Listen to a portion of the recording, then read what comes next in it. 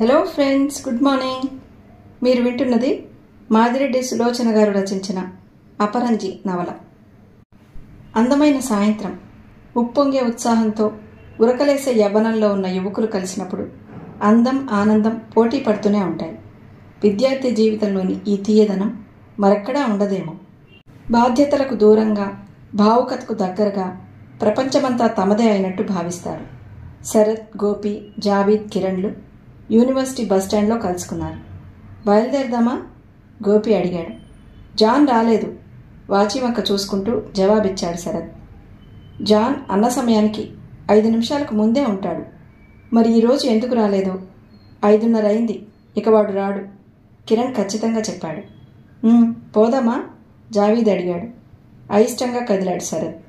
మిగతా ముగ్గురు బయలుదేరాక తాను ఉండటానికి వీలు లేక వారిని అనుసరించాడు. ఈరోజు మన యూనివర్సిటీ బ్యూటీ కూడా వస్తోందిరా ఎగ్జిబిషన్కు, కిరణ్ చెప్పాడు. నీకెలా తెలుసు? గోపి అడిగాడు. మనకు ఏజెన్సీ ఉందిరా, ఇంకా ఏం వివరాలు కావాలో అడుగు అన్నాడు గర్వంగా. బస్సు వస్తుంది, బస్సు రాగానే ఎక్కేశాడు శరత్. మిగతా ముగ్గురు నిల్చుండిపోయారు. బస్సు కదులుతుండగా తమ ప్రావీణ్యం ప్రదర్శించుకోవడానికి అన్నట్టు ఎక్కేశారు. ఒరేయ్ పిరికి సన్నాసివిరా, జావీద్ శరత్ భుజం మీద ఒకటిచ్చాడు. నాకు కాళ్ళు చేతులు విరగొట్టుకోవాలని లేదురా, శరత్ కళ్ళు చికిలించి నవ్వాడు. ఒక్కసారి స్లిప్ అయింది కాలు, ప్రతిసారి అలాగే అవుతుందా? అతను చిన్నబుచ్చుకున్నాడు. ఛాన్సెస్ ఎందుకు తీసుకోవాలి, అవసరమైతే తప్పదనుకో అన్నాడు శరత్. ఒరేయ్ మన గండుపిల్లి కారులో వెళ్ళటానికి బదులు బస్సులో ఎక్కాడు రోయ్, గోపి మోచేత్తో శరత్ను పొడిచాడు. శరత్ కోపంగా చూశాడు. అతను చాలా దగ్గరగా నిల్చున్నాడు. Sudheer chemistry professor. అతను సీరియస్గా ఉన్నా అతను పాఠం చెప్పే తీరు శరత్కు బాగా నచ్చుతుంది. అన్నీ సహిస్తాడు కానీ క్రమశిక్షణను ఉల్లంఘించటం సహించలేడు. అందుకే పిల్లలు అతన్ని గండుపిల్లి అంటారు. మరో స్టాప్ వచ్చింది.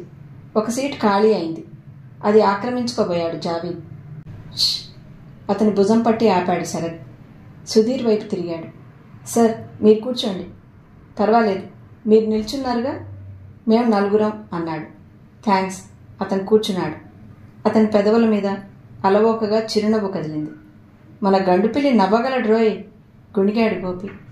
నిన్ను చూస్తే నవ్వు మర్చిపోయిన వాళ్ళకు కూడా నవ్వు వస్తుంది.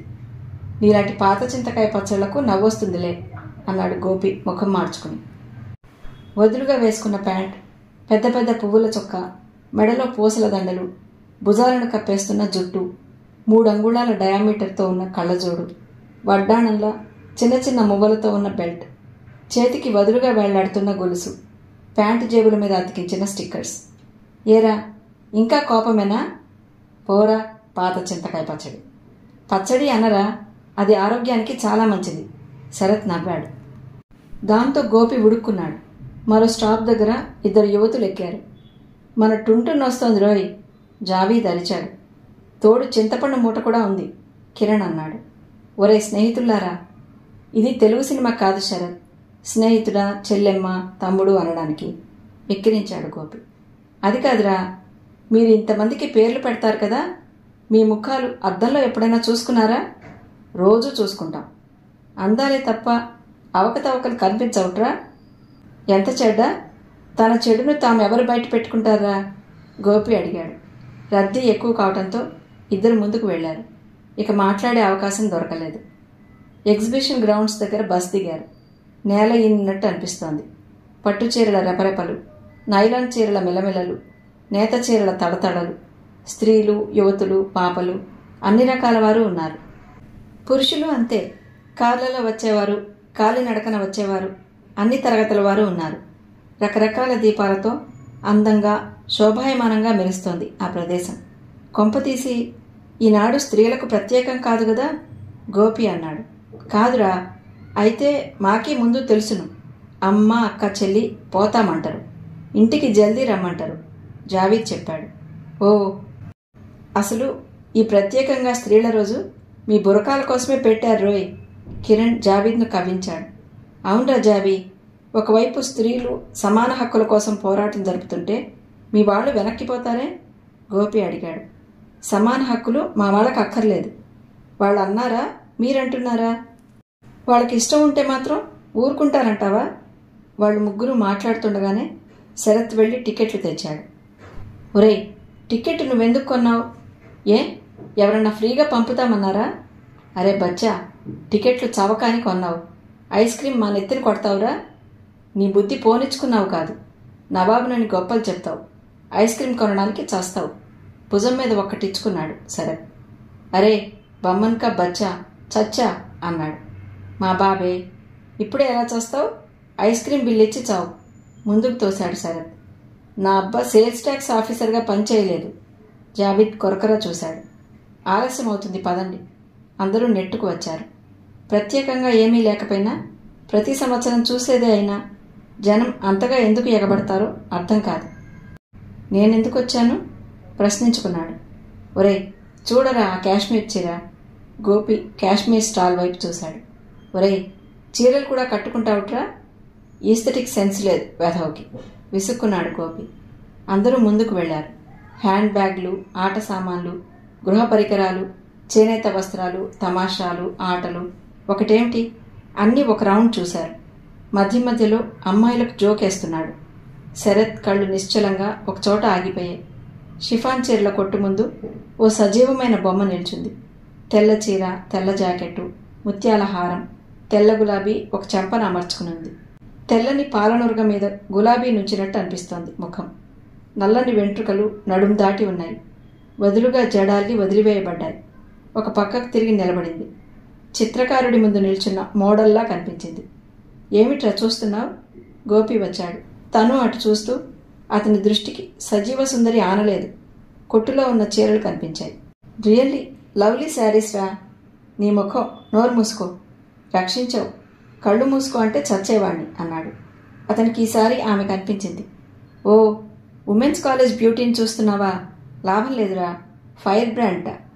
నీకు తెలుసా? కోటి దగ్గరుండే మిత్ర బృందం చెప్పుకోగా విన్నాను. ఓహో అన్నాడు శరత్. మళ్ళీ అటు చూశాడు. ఆమె లేదక్కడ. నువ్వు శకున పక్షిలా వాగుతావురా అన్నాడు విసుగ్గా. ఎవరికోసం? కొంటెగా అడిగాడు. ఎవరికోసం? కాలేజీ బ్యూటీ కాదు, అపరంజి కోసం. అపరంజి? ఆవిడెవరు? ఇందాక కనులకు విందు చేసిన అందాల చిన్నది. వాహ్ వాహ్, ఏం తెలుగు చెప్పావురా. వెనక నుండి జావీద్ అరిచాడు.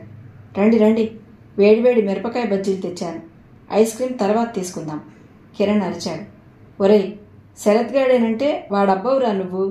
జావీద్ గుర్రుగా చూశాడు. ఒరే జావీద్, నీ ఏడ్పు కట్టిపెట్టరా. ఐస్ క్రీమ్ నేనే కొంటాను, సరేనా? రుమాలిలాతే?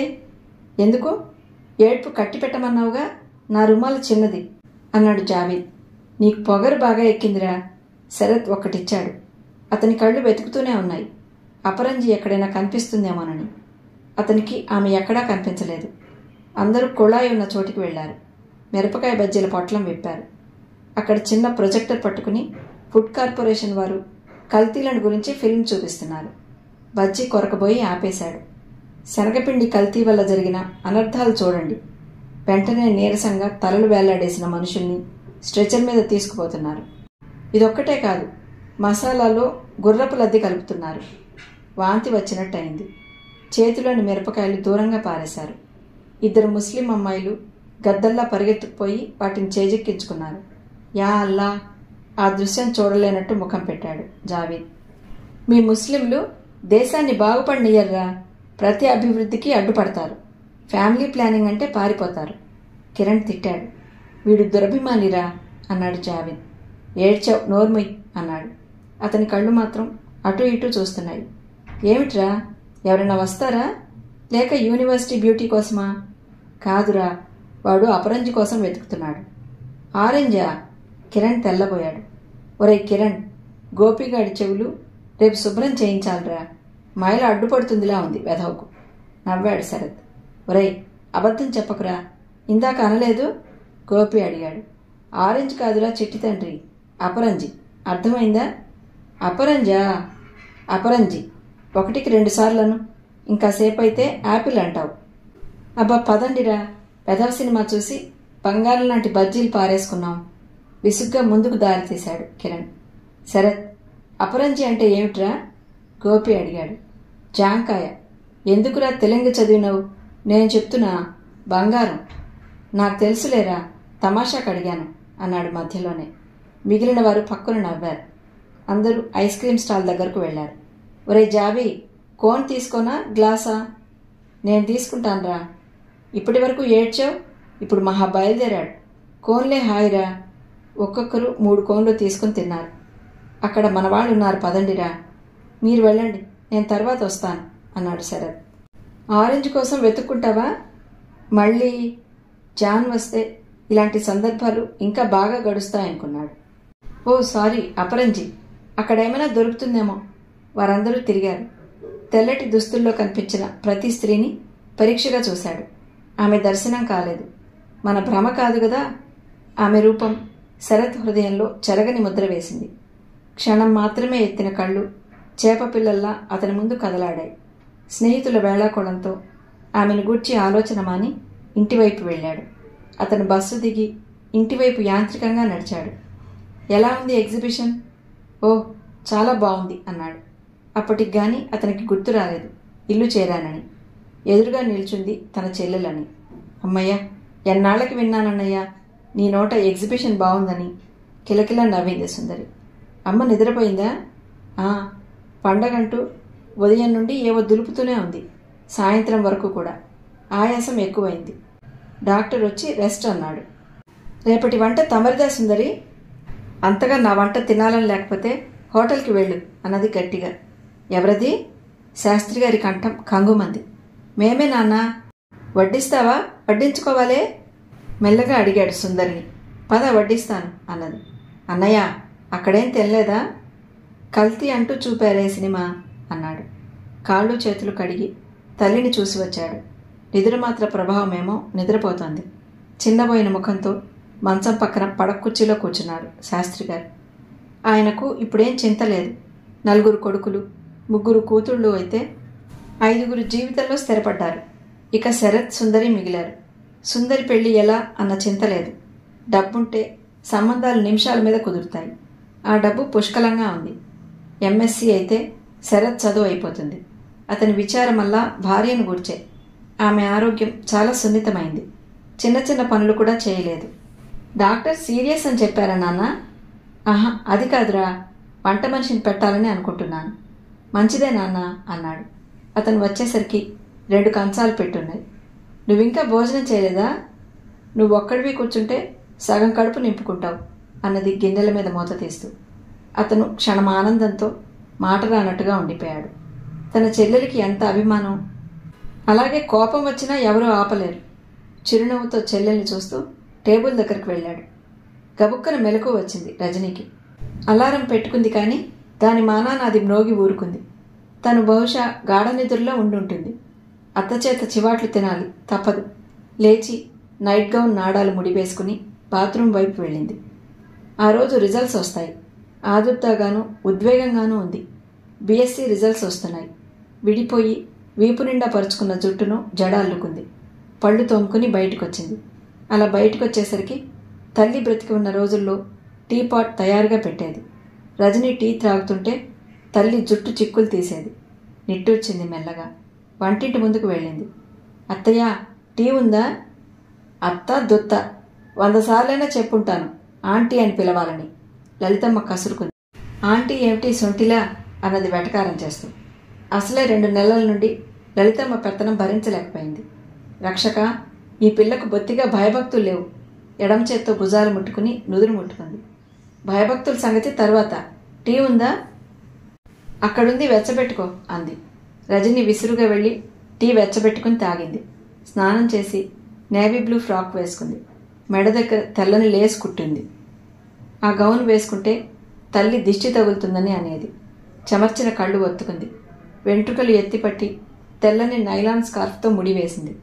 పెన్సిల్తో కనుకొసలు దిద్దుకుని బయటికి వచ్చింది. విచ్చిన పూలలో తల్లి చిరునవ్వును చూడగలిగింది. మెల్లగా వెళ్ళి వాటిని తాకింది. ఆమె ఒళ్ళు పులకరించింది. తల్లి ఒడిలో పెరిగిన తను ఒక్కసారి బయటికి విసిరివేయబడ్డట్టు ఫీల్ అవుతుంది. అమ్మా! ఆమె హృదయం ఆక్రోశించింది. అటూ ఇటూ అశాంతిగా తిరిగి వరండాలోకి రాబోయింది. వార్తాపత్రికలు తెచ్చే కుర్రాడు ఎదురు వచ్చాడు. పత్రిక ఏది? ఇంట్లో వేశానమ్మా. అతను వెళ్ళిపోయాడు. ఉదయం నుండి ఎదురు చూసి చూసి విసుగెత్తింది పేపర్ కోసం. ఆ పేపర్ లలితమ్మ చేతిలో పడితే ఓ గంటకు గానీ బయటికి రాదు. ఆత్రంగా వెళ్ళింది. గుమ్మం పక్కనున్న చిన్న బల్లపై పేపర్ చూసి నిధి నిక్షేపం దొరికినంత సంబరపడింది. ఆత్రంగా పేపర్ తిరగేసి తన నంబర్ కోసం వెతికింది రజని. ఆమె ముఖం వికసించింది. డాడీ, ఓ డాడీ! పరుగు పెట్టినట్టే ఆనందంతో ఆయన గదిలోకి వెళ్ళింది. అతను గడ్డం గీసుకుంటున్నాడు. ఏమిటమ్మా? నిదానంగా అడిగాడు జయకర్రావు. డాడీ, నేను ఫస్ట్ క్లాస్లో పాస్ అయ్యాను డాడీ అన్నది వెనకగా వెళ్ళి అతని భుజాల చుట్టూ చేతులు వేసి. నిన్ననే ప్రేమ్ చెప్పాడు కదమ్మా. మృదువుగా ఆమె చేతులు విడిపించుకున్నాడు. అన్నయ్య నిన్ననే చెప్పాడా? అంత సంతోష వార్త నాకు చెప్పలేదండి డాడీ నిలదీసింది. అతను తడబడ్డాడు. తన తడబాటు కనబడనీయకుండా చిన్నగా నవ్వాడు. రాత్రి వాడు వచ్చేసరికే నువ్వు నిద్రపోయావు. మళ్ళీ అటు తిరిగి నింపాదిగా గడ్డం గీసుకోసాగాడు అతను. డాడీ అన్నాడు శ్రద్ధగా గొంతు క్రింద గీస్తూ. మీరు చాలా మారిపోయారు. నేనేం మారాను? తడబడ్డాడు. అలా అనగానే సరే, నా ఇంటర్ రిజల్ట్స్ వచ్చినప్పుడు నేను ఊటీలో ఉన్నాను. అర్ధరాత్రి ట్రంక్ కాల్ చేసి చెప్పలేదు అన్నది కళ్ళల్లో నీళ్లు తిరిగే. సారీ రజని, అన్నీ గుర్తు చేయడానికి మీ అమ్మ లేదు కదా. టవల్తో ముఖం తుడుచుకుంటూ వచ్చాడు. ఆప్యాయంగా ఆమె తలపై చేయి వేశాడు. God bless you my dear child అన్నాడు. అతని కళ్ళు కూడా చెమర్చాయి. ఆమె చాలా బాధపడింది. అనవసరంగా తండ్రిని నొప్పించింది తాను. అతని భుజం మీద తలవాల్చింది రజని. లలిత, అమ్మాయి! జయకర్ పిలిచాడు. ఏమిటన్నయ్యా? లలిత వచ్చింది, యాప్రన్కు చేతులు తుడుచుకుంటూ. ఏదైనా స్వీట్ చేయమ్మా. మన రజని ఫస్ట్ క్లాస్లో పాస్ అయింది. అంతే కదా, పనే పాట తిని కూర్చుని ఫస్ట్ క్లాస్లో పాస్ అవటం కూడా గొప్పేనా? ఆమె ఎందుకో తండ్రి కూతుళ్ల సాన్నిహిత్యం భరించలేనట్టుగా ముఖం చిట్లించింది. అత్తా, నువ్వేం చెయ్యొద్దు. నేను వెళ్ళి మా అన్నయ్యతో చెప్తాను. బజార్లో కొని తెస్తాడు. తండ్రిని వదిలి పక్క గదిలోకి వెళ్ళిపోయింది. ఆమె తన స్థానం తెలుసుకోవాలి. పాపం, ఇంకా చిన్నపిల్ల. బరువు బాధ్యత ఏం తెలుసు? నువ్వు కాస్త ప్రేమగా జయకర్ చెప్పబోయాడు. అందరి వంతు ప్రేమ నువ్వు చూపిస్తున్నావుగా. విసురుగా వెళ్ళిపోయింది. అతను నిట్టూర్చి బాత్రూమ్ వైపు వెళ్తున్నాడు. రజని నవ్వులు వినిపించాయి. అన్నయ్య, క్విక్, త్వరగా! లే! ఉండు రజని. ప్రేమ్ గొంతు అది. రజని, నీకు మేనర్స్ అస్సలు తెలియవు. ఇది మా ప్రైవేట్ రూమ్. నువ్వు ఇలా రాకూడదు. క్లారా గొంతది. అయితే ప్రైవేట్గా రావాలా అన్నయ్య? పొద్దున్నే మీ వదినతో గొడవెందుకు? వెళ్ళి డ్రాయింగ్ రూమ్లో కూర్చో. 1/2 నిమిషంలో వస్తాను. అరగంటలో వచ్చినా ధన్యులమే. విసురుగా రజని బయటకు వచ్చింది. డ్రాయింగ్ రూమ్లోకి వెళ్ళింది. Jesus save the child. Jayakar కళ్ళు ఒత్తుకున్నాడు. అన్నయ్య, టీ! లలిత పిలిచింది. స్నానానికి వెళ్ళే అభిప్రాయం మార్చుకుని వంట ఇంట్లోకి వెళ్ళాడు. ఈరోజు క్లారాను ఆసుపత్రికి తీసుకువెళ్తాను. ఎందుకు? నీకు రజనీ విషయం తప్ప ఎవరి విషయం పట్టదు. నడుం నొప్పి అంటోంది. మొదటి కాన్పు కదా. లలిత, క్లారా నాకు పరాయిదా? జయకర్ నొచ్చుకున్నాడు. జీవితంలో ఇలాంటి విషమ పరిస్థితిని కూడా ఎదుర్కోవలసి ఉంటుందని ఊహించనైనా ఊహించలేదు. మౌనంగా టీ త్రాగి అతను స్నానానికి వెళ్ళాడు. అత్తయ్య, జాన్ రాలేదా? ప్రేమ్ కుమార్ లలితమ్మని అడిగాడు. రాలేదు నాయనా, ఈ పూట వస్తాడేమో అన్నది దిగులుగా. ఆమె కొడుకును గురించి విచారించేదే కానీ కిలకిల నవ్వు వినిపించింది. ఎందుకే ఆ విరగబాటు? మండిపడింది రజనీని చూసి. అత్తా దుత్తా అంటూ అన్నయ్యని దబాయించమే. అది నా ఇష్టం, నా ఇల్లు, నా అల్లుడు. ఓహో, ఏం వివరంగా చెప్పావు? అత్తా, ఒక్క విషయం గుర్తుంచుకో. మొదట నా అన్నయ్యాక తరువాతే నీ అల్లుడు. మర్చిపోకే. బయట కలకలం వినరావటంతో వెళ్ళిపోయిందామె. జాన్ చేయి పట్టుకుని తీసుకువస్తున్నాడు ప్రేమ్. హాయ్ రజనీ, నీ అల్లరి తగ్గిందా? జాన్ నవ్వుతూ చేయి చాపాడు. ఆ చేతిలో తన చేతిని ఉంచింది. హాయ్ జాన్, నీ పోలీస్ ట్రైనింగ్ ఎలా ఉంది? నైస్ అన్నాడు ఆరాధనాపూర్వకంగా ఆమె వంక చూస్తూ.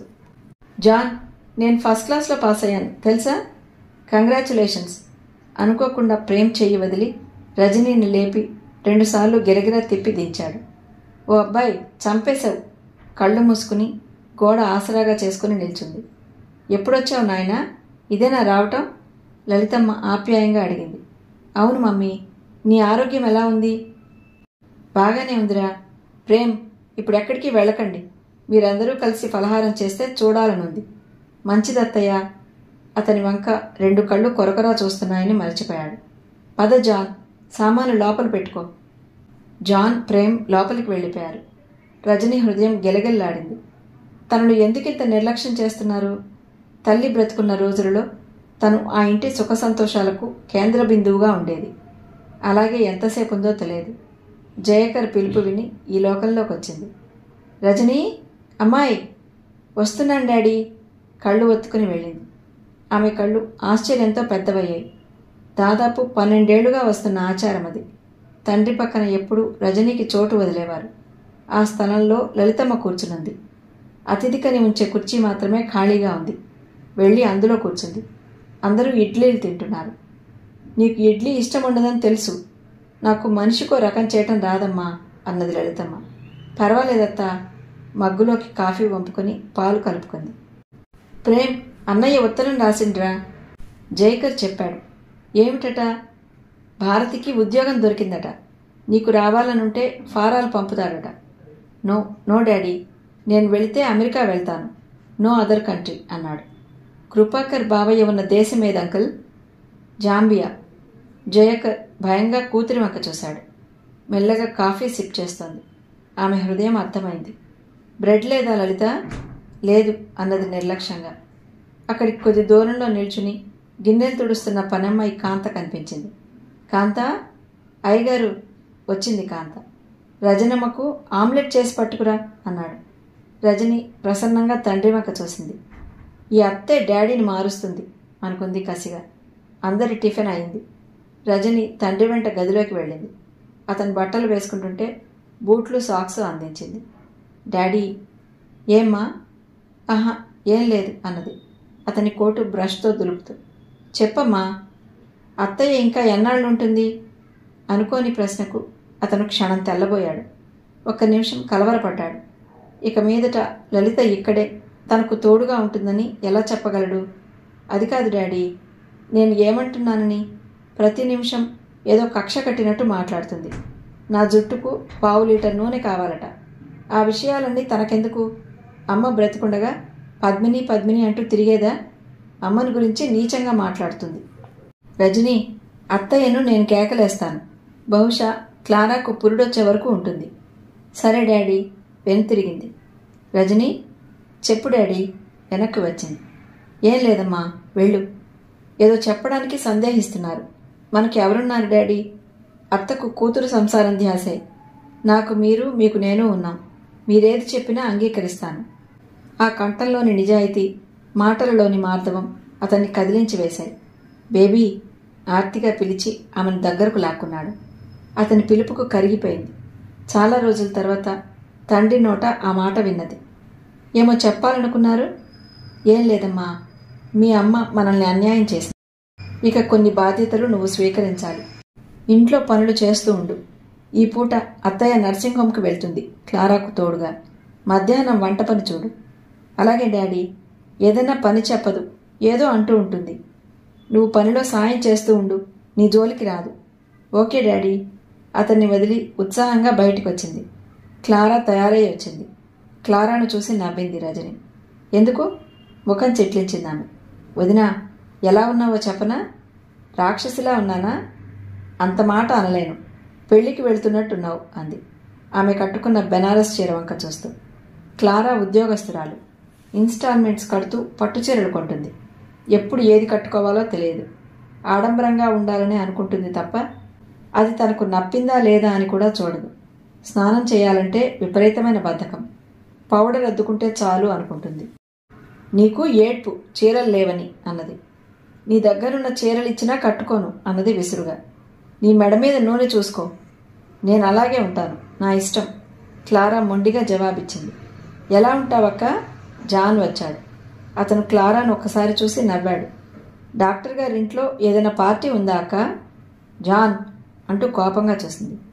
మీ అక్క చెకప్ కోసం వెళ్తోంది జాన్. కళ్ళు చికిలించి నవ్వింది రజని. జీసస్ క్రైస్ట్, మన దగ్గర కూడా వస్త్రధారణ క్లాసులు పెట్టాలి. మన దగ్గర కూడా అంటున్నావు? ఇంకే దేశంలో ఉన్నాయి? పాశ్చాత్య దేశాలలో party dress, dinner dress, evening dress ఉంటాయి. John, I say shut up. Clara అరిచింది. పనివాడు ఆటో తెచ్చానని చెప్పగానే తల్లిని తీసుకుని వెళ్ళిపోయింది. లలితమ్మ వెళుతూ, జాన్తో ఓ మాట చెప్పి వెళ్ళింది. జాన్, నీ ఫ్రెండ్స్ చాలాసార్లు వచ్చి వెళ్ళారా, ముఖ్యంగా శరత్. మనం ఇక్కడికి షిఫ్ట్ చేశామని మొన్ననే తెలిసిందట. ఓ ఐసి, డ్రెస్ వేసుకుని వెళ్తాను అన్నాడు జాన్. ఏమిటి అలా చూస్తావు? నువ్వెందుకు అలా నవ్వావు? మీ అమ్మ భయానికి. ఆమె చెప్పిన నీ స్నేహితులెవరిని నేను చూడలేదులే. ఎప్పుడొచ్చారు? నువ్వు ఇంట్లో ఉండి నన్ను ఎక్కడ ప్రేమిస్తావోననే భయం. అందుకే బయటికి పొమ్మని పరోక్షంగా హెచ్చరిక. జాన్ ముఖం ఎర్రగా అయిపోయింది. 2 నిమిషాల్లో మామూలుగా అయ్యాడు. ఆంటీ పోయినందువలన నువ్వు చాలా మారిపోయావు నెమ్మదిగా చెప్పాడు. నేను కాదు జాన్ మారిపోయింది, ఇంట్లో వారు. బేబీ బేబీ అంటూ ప్రాణం పెట్టేవారే పిలవటమే అరుదైపోయింది. అమ్మ వల్లనే నా బ్రతుకులో మధురిమ ఉండేదని ఇప్పుడు తెలుస్తోంది. అమ్మ అన్నది ఒక కమ్మని మాట అన్నాడో కవి. అది అక్షరాల నిజమనిపిస్తుంది. రజనీ కళ్ళు నీటితో నిండాయి. చచా, చటుక్కున ముందుకొచ్చి ఆమె కళ్ళు ఒత్తాడు జాన్. పో, మీ అమ్మకు నిద్ర పట్టదు ఈ రాత్రికి. దూరం జరిగి వంటింట్లోకి పారిపోయింది రజని. జాన్ ఆమె వెళ్లిన వైపే చూస్తూ క్షణం నిలబడిపోయాడు. ఏదో గుర్తుకొచ్చిన వాడిలా బట్టలు వేసుకుని బయటికి వెళ్ళాడు. విషయమంతా విని పక్కున నవ్వాడు జాన్. శరత్ మాట్లాడక అతన్నే చూస్తూ కూర్చున్నాడు. శరత్ అన్నాడు. ఏం పేరన్నావు? పేరడిగే వ్యవధి ఎక్కడా? చూసిందే కొన్ని క్షణాలు. నేనే అపరంజి అని నామకరణం చేశాను. ఏమిటి? సోఫాలో హాయిగా చేరబడినవాడు నిటారుగా కూర్చున్నాడు. అపరంజి? మా ఆంటీ తన కూతురి పేరు కూడా అపరంజి అనే పెట్టుకుంది. రియల్లీ? కాసేపు ఆగాడు శరత్. ఆమె తల్లికి తన కూతురు ఎలా ఉన్నా అందంగానే కనిపిస్తుంది. బంగారులా ఉందనే భ్రమపడుతుంది. ఇంతకీ నువ్వనేదేమిటి? నీ అపరంజి అంత అందంగా మరే యువతి ఉండదంటావు, అవునా? అంత మాట అనడానికి మూర్ఖుణ్ణి కాదు గాని నిజంగా ఆమె అందం మల్లెపూల సుగంధం. హియర్ హియర్, ఒరే శరత్చంద్ర, మా బాబువిగా సోప్ వాళ్ళు విన్నారంటే నీ పని పడతారు అన్నాడు. పోనీలే, అమ్మ కులాసాగా ఉందా? ఎంత త్వరగా గుర్తుకొచ్చిందిరా అమ్మ. జీసస్ క్రైస్ట్, నువ్వింత భావుకుడువని. Love at first sight. John, పోనీరా, ప్రాణ స్నేహితుడువని మనసులో మాట చెప్పాను. నీకు హాస్యంగా ఉందా? టీజింగ్ భరించలేని వాడివి ప్రేమించి పెళ్లి చేసుకునే అమ్మాయిని ఏం భరిస్తావు? అమ్మ చాలా బాగుంది. మామయ్యే అత్తయ్య మరణంతో దెబ్బతిన్నట్టు కనిపిస్తున్నాడు. అత్తయ్య అంటే ఇందాక చెప్పానే, అపరంజి, ఆమె తల్లి. She was a marvellous lady. ఆమె లేని ఇల్లు బోసిగా కనిపిస్తుంది. ఐఎమ్ సారీ, నాకు తెలియదురా మీ ఆంటీ పోయినట్టు.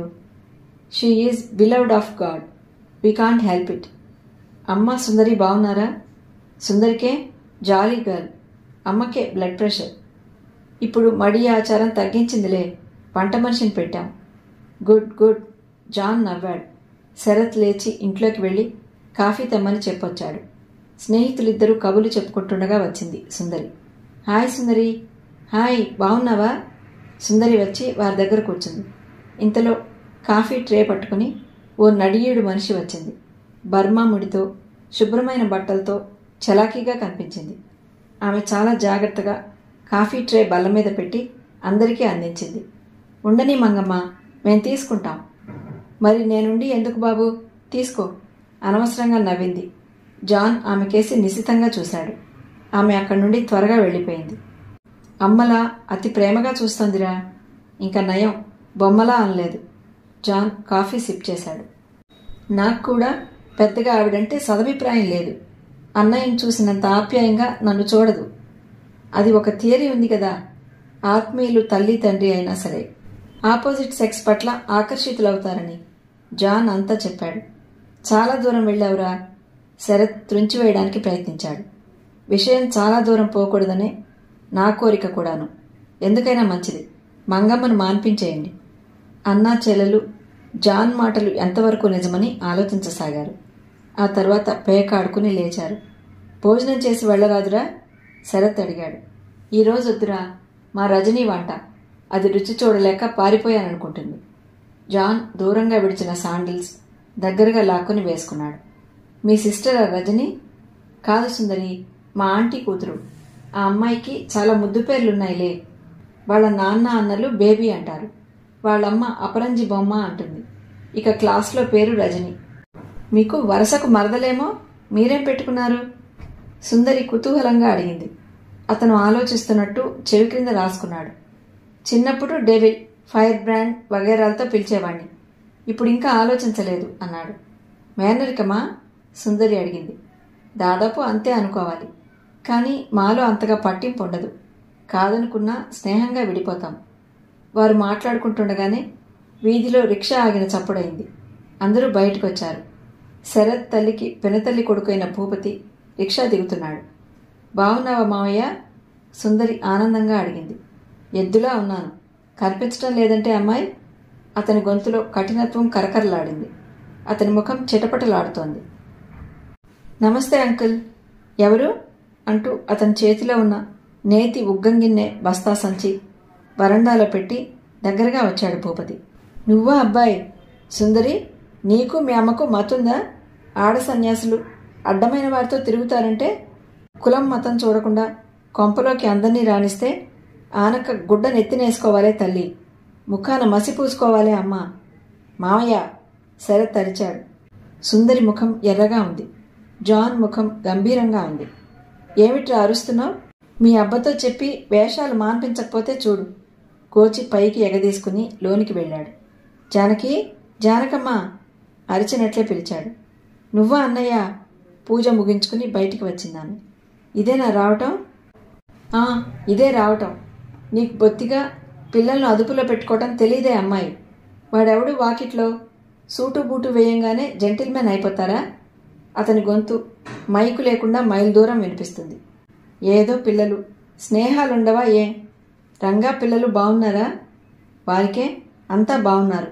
నన్ను చంపి వారు చేస్తారు అన్నాడు ఓ 10 నిమిషాలు అలాగే నిల్చుని మాట్లాడి.